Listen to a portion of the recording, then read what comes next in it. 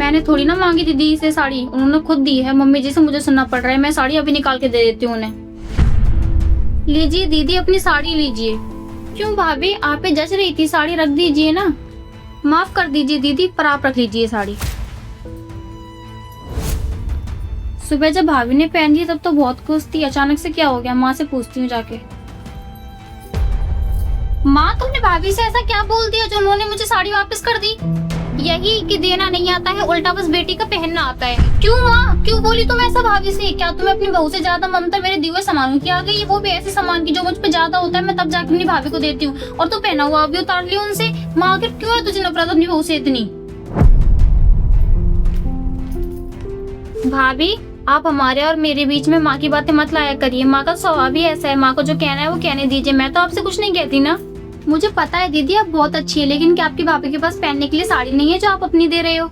है भाभी, तो फिर ऐसे कपड़े क्यों पहनना दीदी जिससे घर के सदस्य बेचैन हो जाए? मैं पूरे दिन काम करती हूँ, मुझे ऐसे फालतू बातें सुनना पसंद नहीं है। मैं घर में शांति चाहती हूँ दीदी, बस। मैं उनकी बातों का जवाब नहीं देती हूँ, पर याद रखना जिस दिन दूंगी ना उन्हें सब समझ में आ जाएगा। ठीक है भाभी, आज से आपको कुछ नहीं दूंगी मैं। कहाँ जा रही हो बेटी? शांति नहीं है इस घर में। पहले दादी और तुम में नहीं पड़ती थी, अब सास और बहू में नहीं पड़ती है। पहले तो मैं कहीं जा नहीं सकती थी, लेकिन अब मैं जा सकती हूँ अपनी सास के घर, जहाँ बहुत शांति है। सुनो, बहू कुछ बोल रही थी क्या? मैं तो उसे कुछ नहीं बोलती। नहीं बोलती है तभी तो ज्वालामुखी की तरह भरी बैठी। जिस दिन मौका देंगे और उस दिन बोल देंगे ना तुमसे, तब तुम्हें समझ आएगा। अरे क्या कह रही थी बताओ तो सही तुम।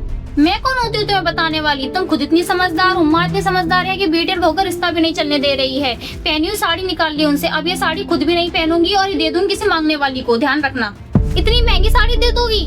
मेरी साड़ी है, मेरी जो इच्छा करेगी मैं वो करूंगी। और सुन, तुम्हारी जैसी सासी बुढ़ापे में दंड देती हैं, क्योंकि जब तक हाथ पैर चलते रहते हैं बहू को सुकून से जीने नहीं देते तुम। फिर जैसे हाथ पैर थकते बिस्तर पर पड़ जाती हो तो कहते हैं बहू जैसी सेवा नहीं करती हमारी। अरे जब ममता ही नहीं रहेगी तो सेवा कहाँ से करेंगी? वो वही हाल तुम्हारा भी होगा। एक साड़ी नहीं पहनने दी तुम, बहू की दुश्मन हो गई अब तुम, याद रखना।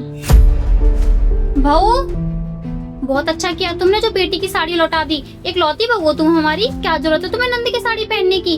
गलती से उसके ससुराल वाले देख लेते ना कि हमारी बहू उनकी साड़ी पहनी हुई है, तो तुम्हारे पीठ पीछे बातें करते कि मेरी बहू की साड़ी पहन ली है इसकी भाभी।